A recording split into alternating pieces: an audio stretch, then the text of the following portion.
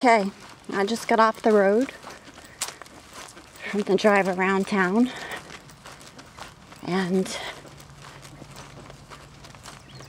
I'm bringing you back out to the garden.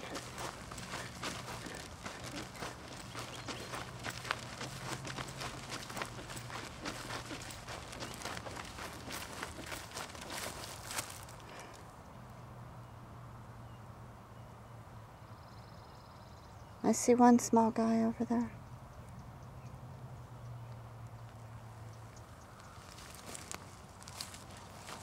And mornings are typically best for coming out and seeing all the activity because the blossoms are fresh on the squash and whatnot.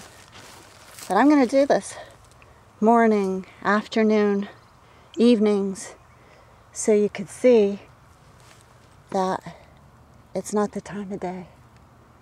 It's not the weather, it's not the day of the week. Sun's almost directly overhead.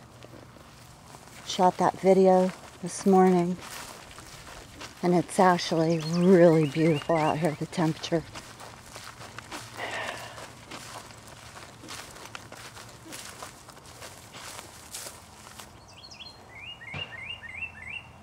This just isn't right. Oh, one flyer.